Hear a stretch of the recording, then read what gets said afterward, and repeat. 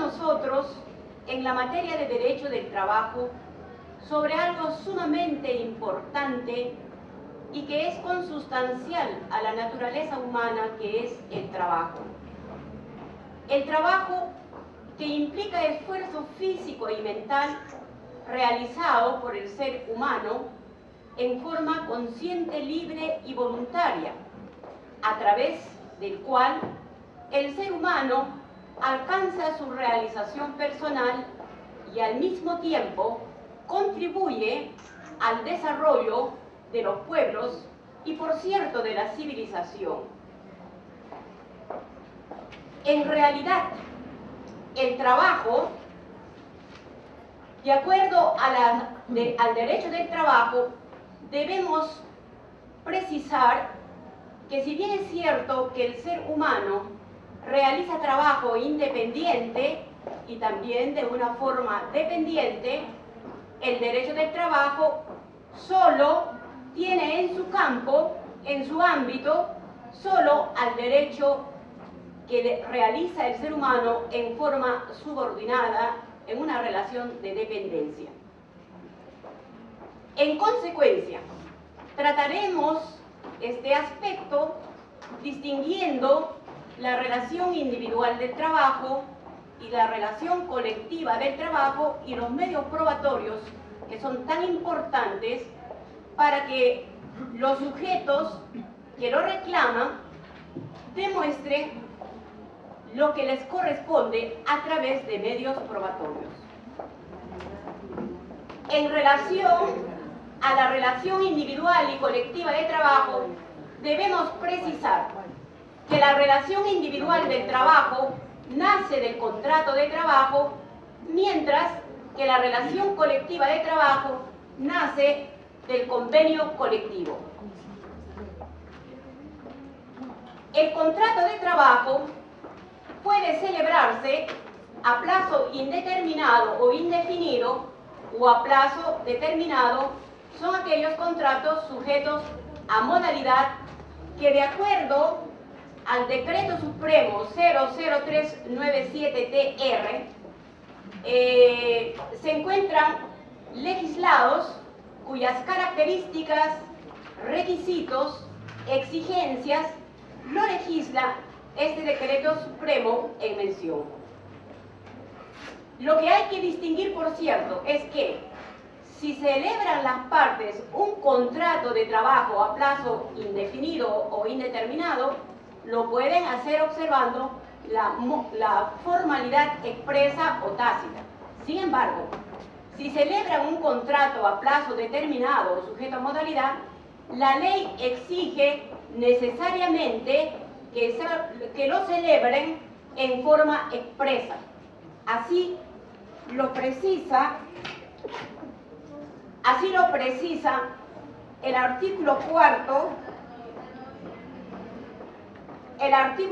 del Decreto Supremo 00397-TR, cuando señala: en toda prestación personal de servicios remunerados y subordinados, se presume la existencia de un contrato de trabajo a plazo indeterminado.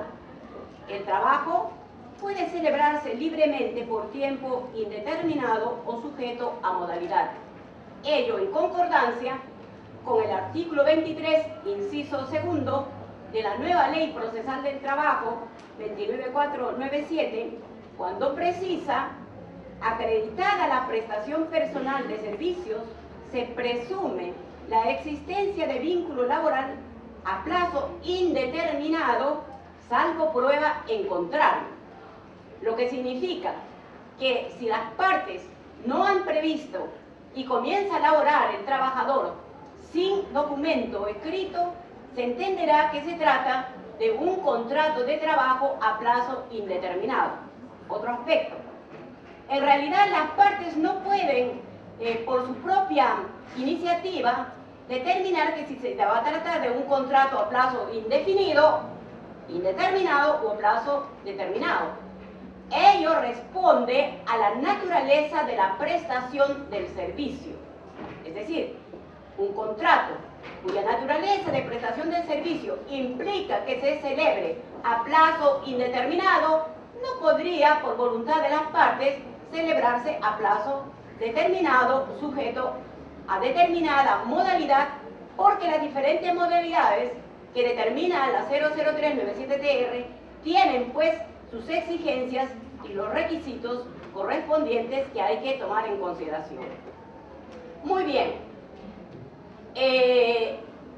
Una vez que se haya celebrado el contrato de trabajo y el trabajador inicie la prestación de los servicios, se hace acreedor a los derechos que se desprenden de las normas internacionales, convenios de la OIT ratificados por nuestro país, o asimismo de acuerdo a las normas laborales nacionales en sus diferentes jerarquías, o asimismo de acuerdo a las cláusulas del contrato, cuando estas cláusulas del contrato las partes las hayan determinado dentro de los parámetros de la legislación vigente.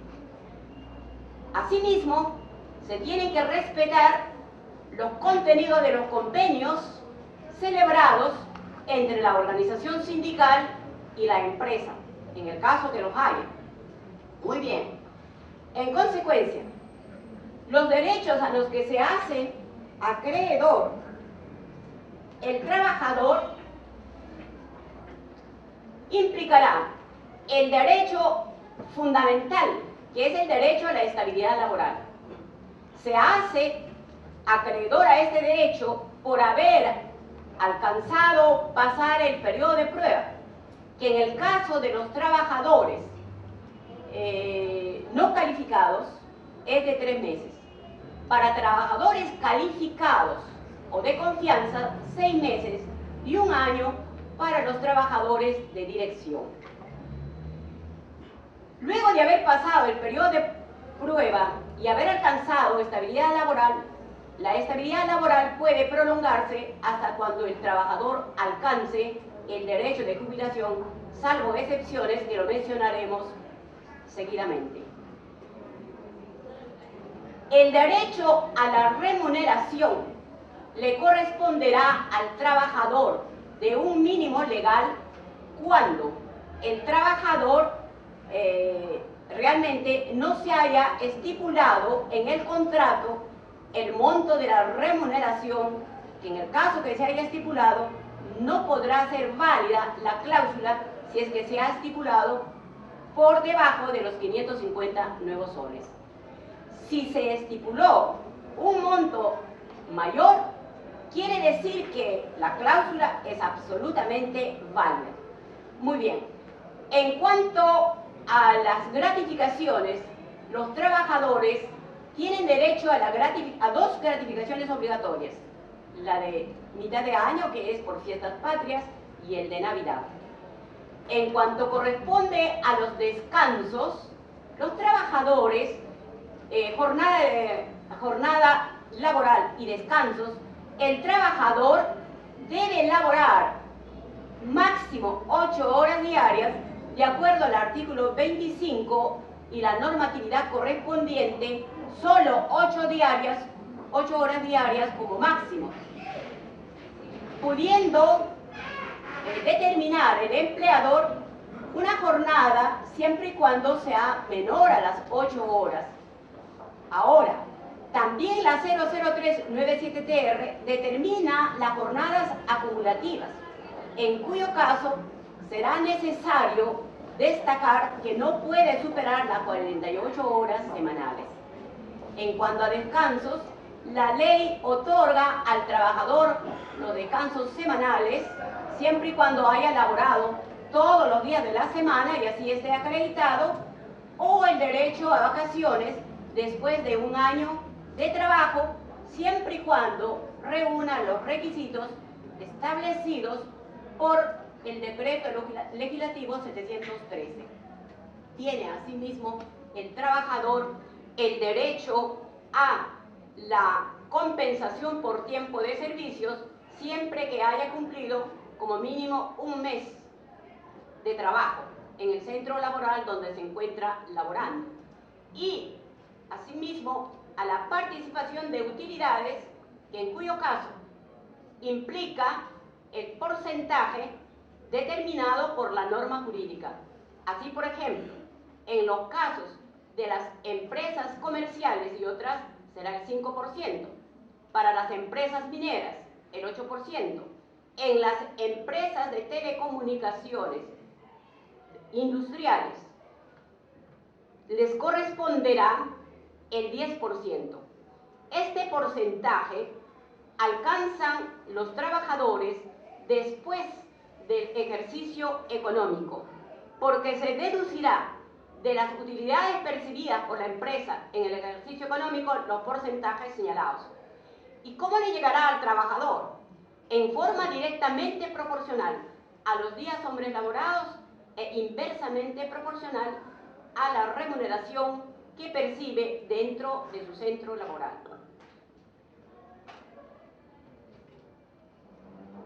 Sin embargo, hay que notar que aquellos trabajadores que no laboran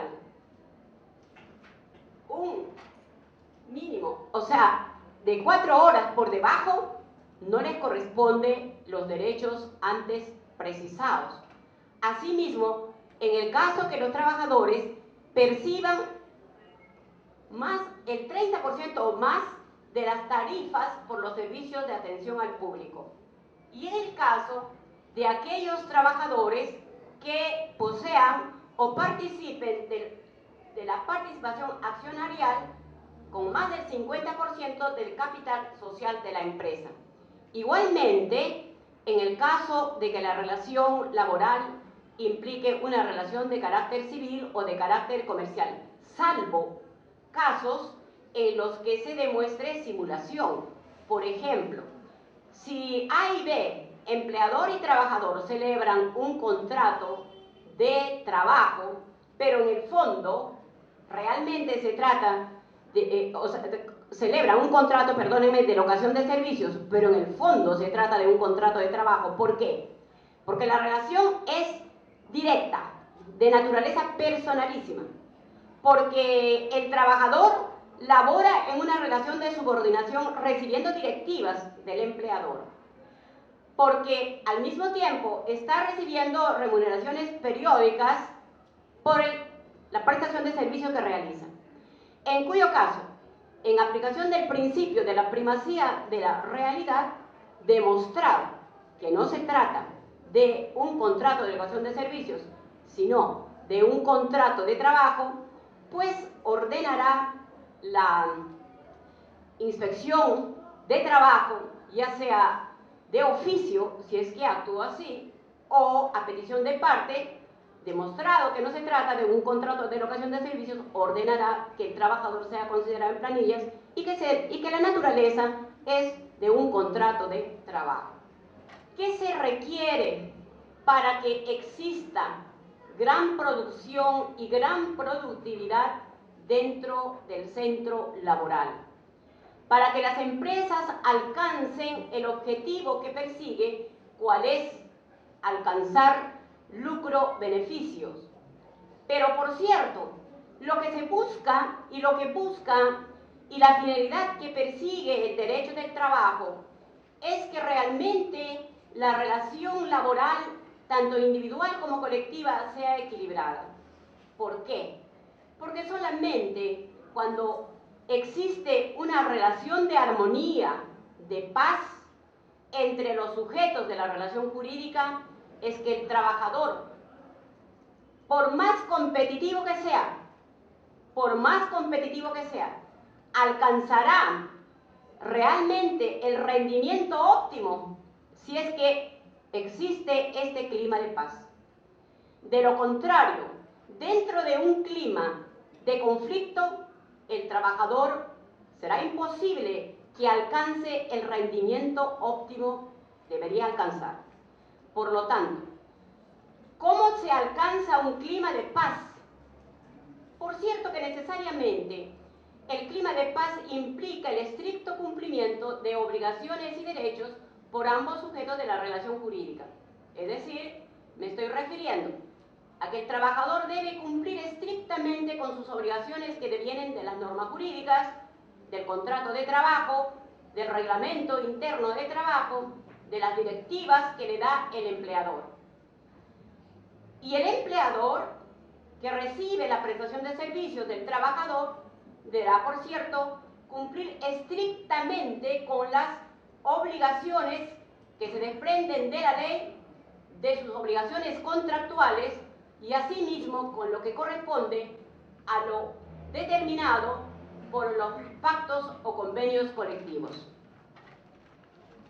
Dentro de este clima de paz realmente, de cumplimiento de obligaciones y derechos de ambos sujetos de la relación jurídica, el rendimiento y la producción y productividad serán óptimos, que beneficiará a la empresa y beneficiará en una relación mediata. Si bien es cierto que se debe aplicar exigiendo el cumplimiento estricto de las obligaciones de ambas partes en el derecho individual del trabajo, los convenios internacionales, los principios laborales, las normas jurídicas nacionales, los convenios colectivos de trabajo, en una relación colectiva de trabajo, lo que se debe exigir es el estricto cumplimiento del convenio colectivo de trabajo, porque este es de carácter absolutamente obligatorio para ambas partes.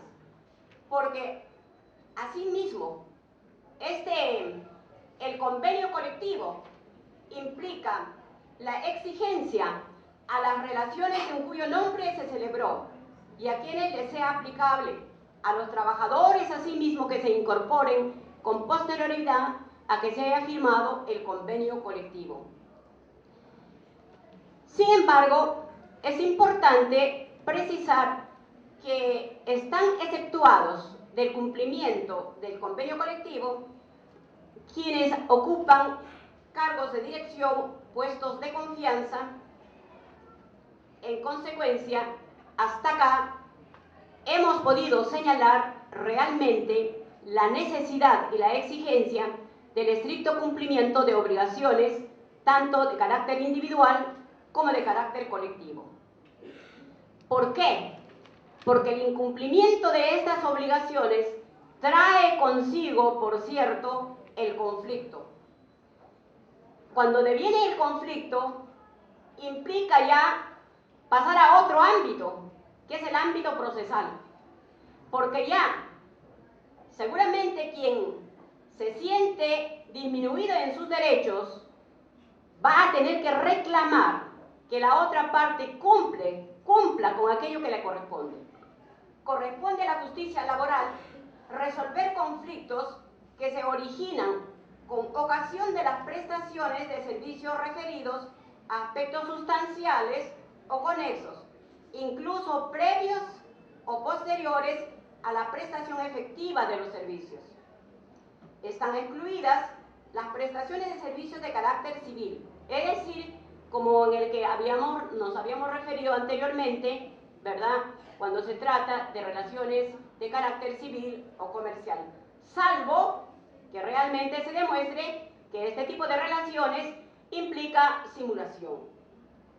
¿En qué caso solamente podría extinguirse el vínculo laboral frente a un trabajador que alcanzó estabilidad laboral y que este vínculo debería persistir hasta cuando el trabajador alcance el derecho de jubilación?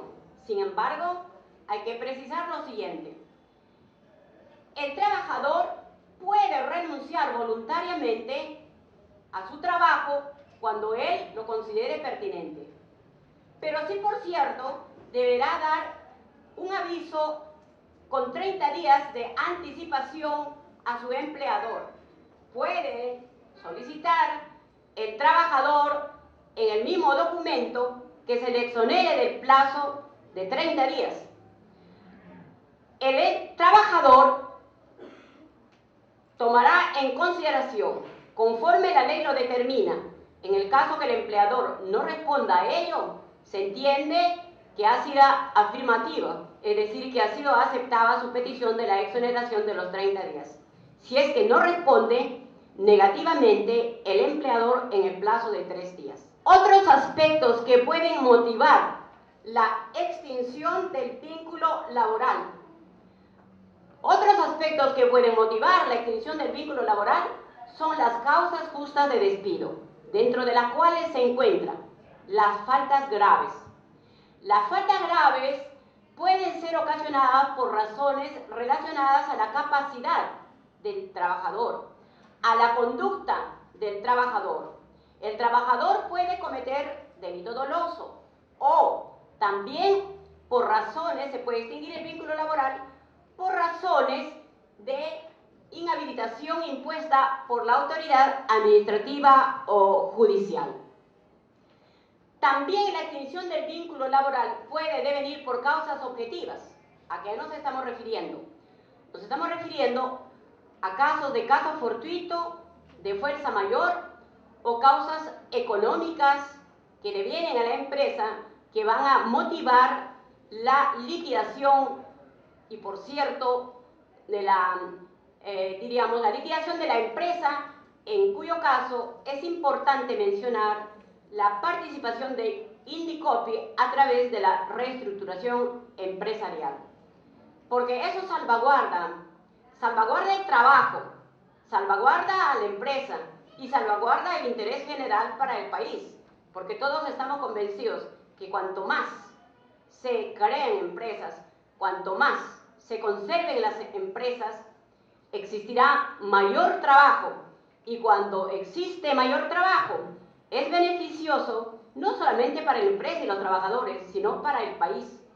Nuestro país, por cierto, para poder alcanzar los niveles que le corresponden a nivel internacional, pues necesita cada vez incrementar empresas e incrementar trabajo óptimo. Y para ello es indispensable que todos seamos conscientes que para alcanzar un trabajo óptimo no hay más, sino la capacitación permanente.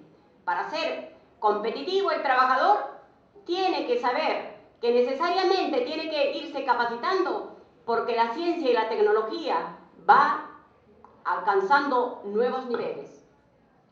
Muy bien. ¿Qué ocurre en consecuencia? La falta grave,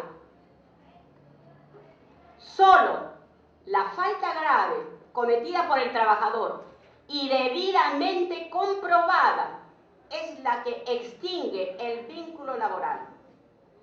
Si el trabajador hubiera cometido una falta grave, le corresponde, por lo tanto, al empleador, le corresponde hacer de conocimiento del trabajador la causal de su despido y al mismo tiempo la fecha en la que se extinguirá su vínculo laboral, otorgándole, por cierto, conforme a ley, los 6 días naturales a fin de que ejercite su defensa al interior del centro de trabajo.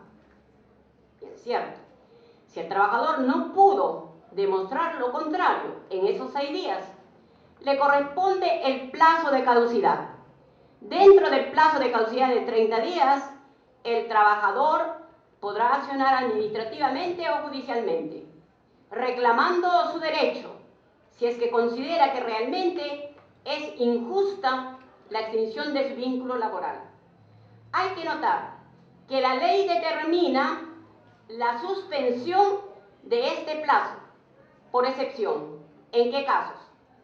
En los casos por imposibilidad material de accionar del trabajador ante un tribunal peruano, por encontrarse fuera del territorio nacional, o estar impedido de ingresar, o por falta de funcionamiento del Poder Judicial.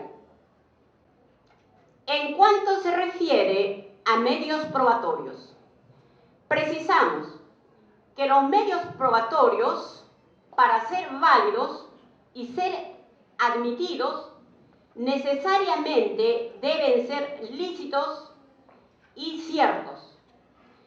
Deben al mismo tiempo acreditar los hechos expuestos por las partes.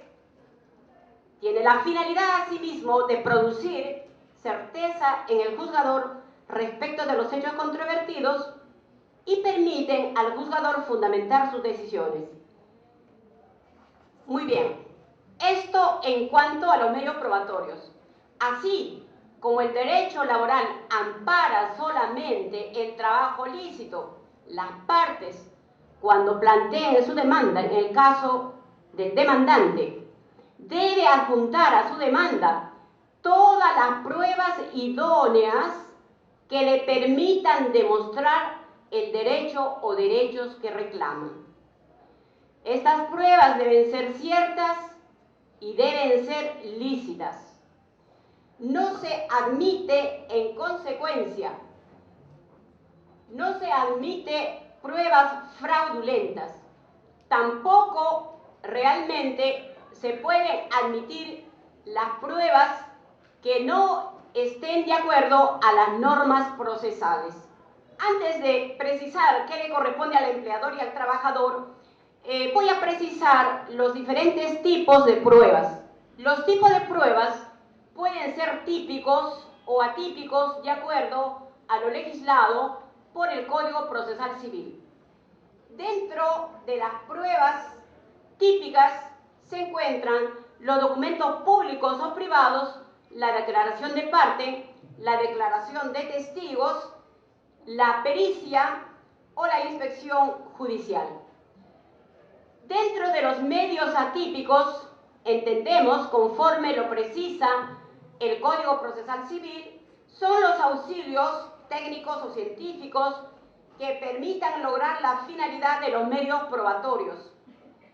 Se actúan y aprecian por analogía con los medios típicos y con arreglo a lo que el juez disponga. En cuanto a la valoración de la prueba, el juez valora las pruebas conforme lo determina la ley procesal en forma conjunta. Ya hemos señalado qué pruebas son admisibles y, por cierto, carecen de eficacia y no son admisibles las pruebas que son obtenidas mediante simulación por dolo, intimidación, violencia o soborno. Tampoco son admisibles las pruebas fraudulentas. Muy bien, veamos qué es lo que debe probar el trabajador y qué es lo que debe probar el empleador. El trabajador debe probar la existencia de su vínculo laboral. Debe probar asimismo la existencia de la extensión de trabajo.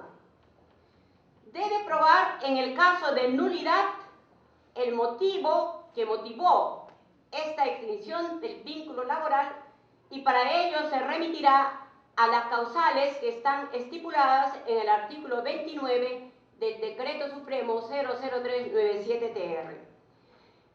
Asimismo, en el caso que considere que ha sufrido hostilización por parte del empleador, deberá probar estos hechos que han motivado la hostilización del que ha sido objeto. ¿Qué es lo que debe probar el empleador? Al empleador le corresponde probar el cumplimiento estricto de sus obligaciones, de acuerdo a las normas legales vigentes, de acuerdo al contrato de trabajo, de acuerdo al pacto o convenio colectivo. Es decir, el empleador debe ser estricto en el cumplimiento de sus obligaciones. Muy bien. En consecuencia, debemos precisar asimismo, si una norma legal ha sido transgredida, será necesario observar si la norma ha sido derogada o modificada y si el mínimo legal ha sido superado por las convenciones colectivas de trabajo, igualmente en relación a las condiciones de trabajo. ¿Esto por qué? Porque ustedes saben que no solamente en el pacto convenio colectivo, sino también inclusive en el contrato, puede estipularse a través de una cláusula una retribución económica que sea superior a la determinada por la norma legal, en cuyo caso, ustedes saben, no por solamente devenga de la ley laboral, sino por principio general.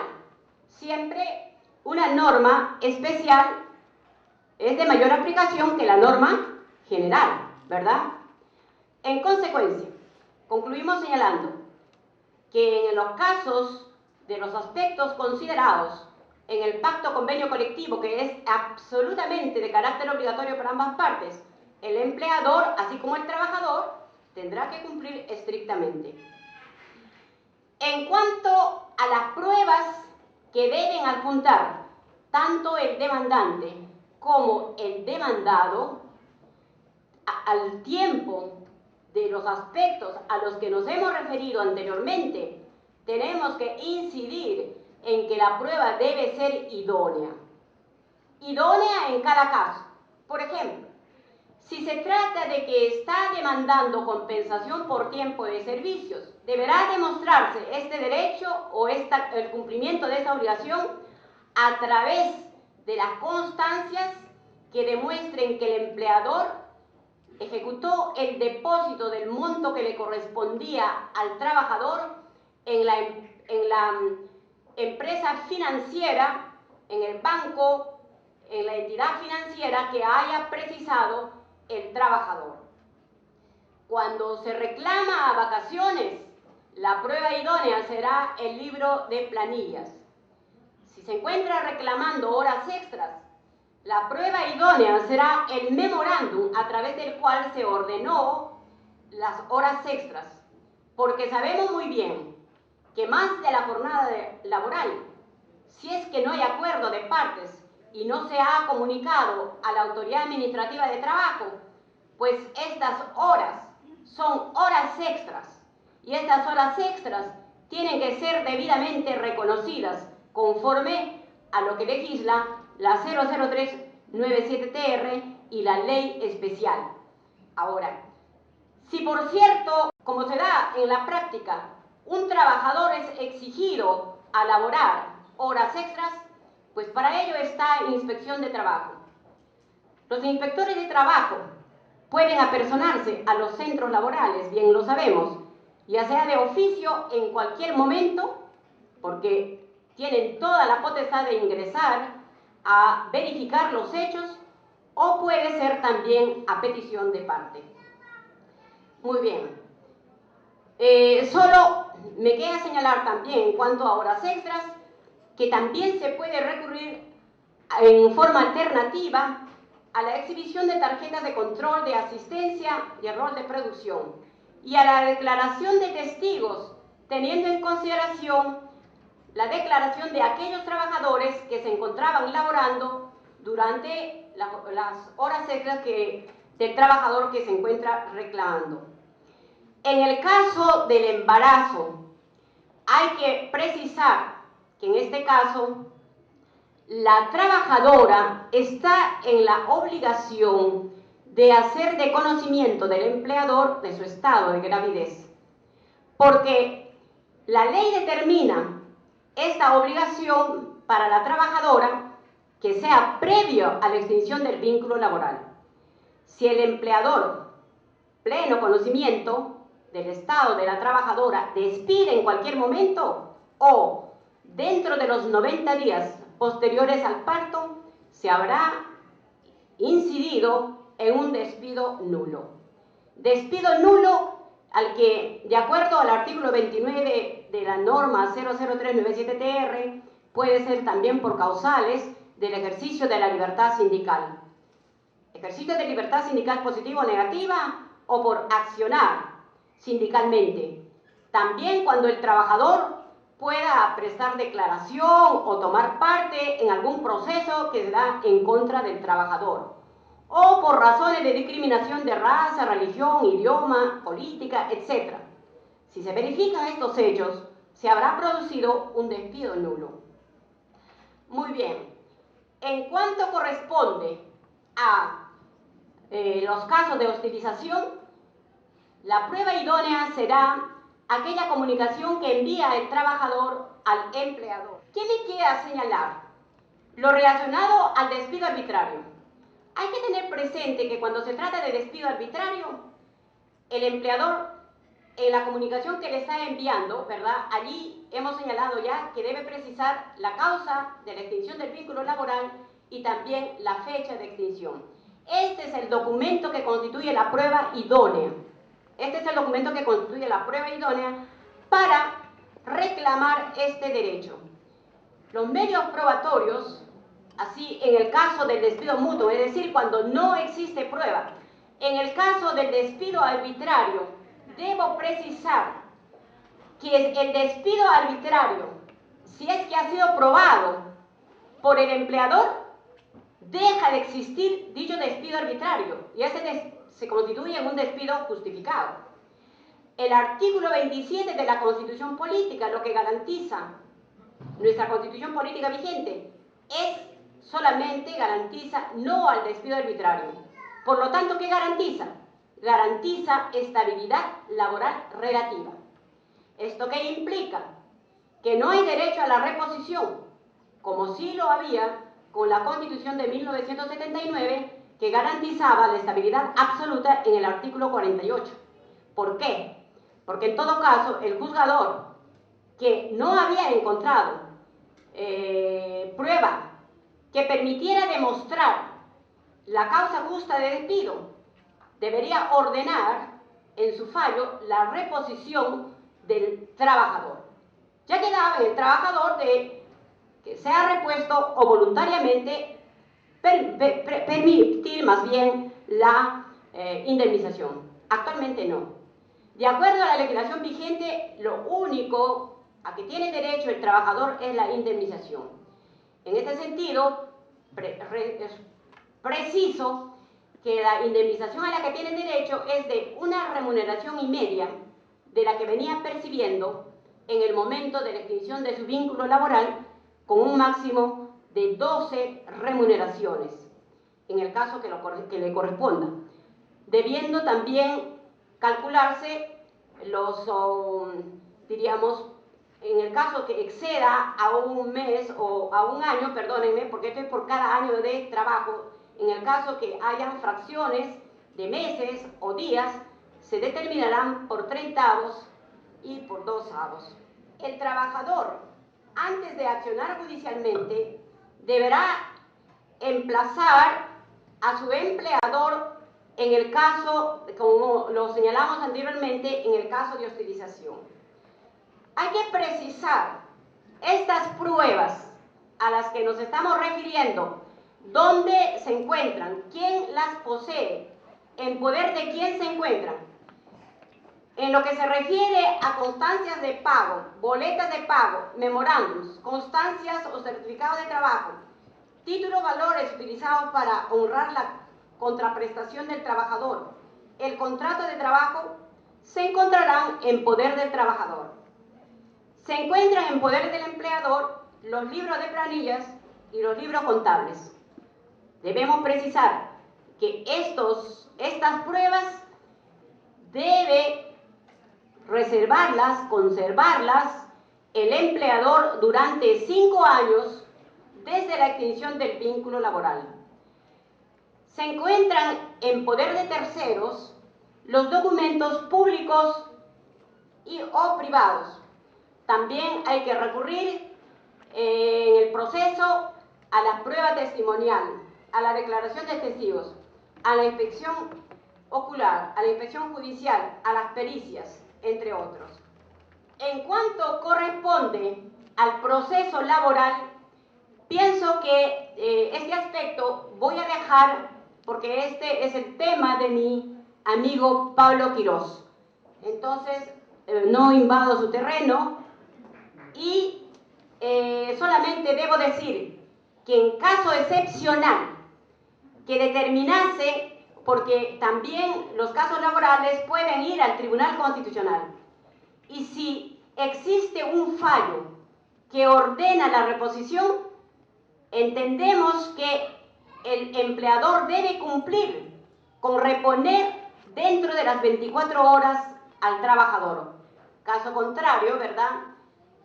Si es que es notificado frente al incumplimiento, será requerido tantas veces incumpla, pero se irá incrementando con el 30%, ¿verdad?, del monto original frente a cada requerimiento.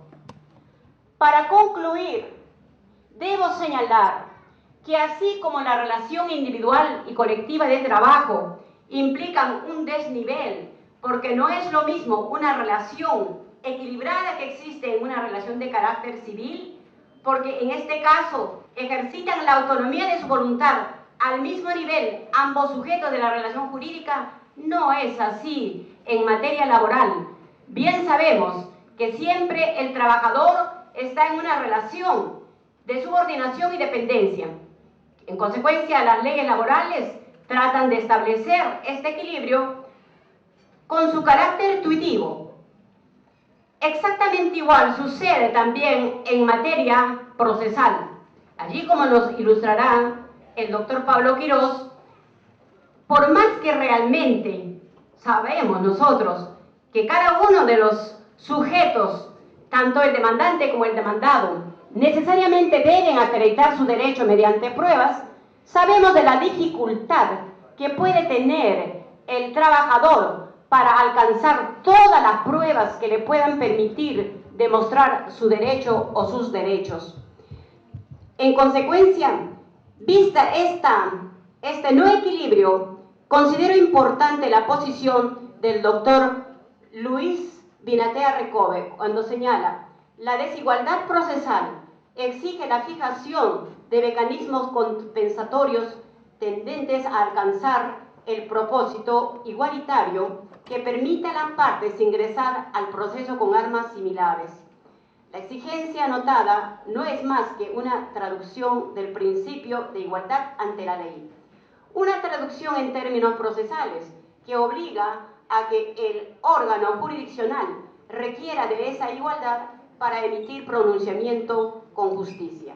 Y concluyo dando lectura al artículo 3 del título preliminar de la nueva Ley Procesal del Trabajo, también en relación a la igualdad.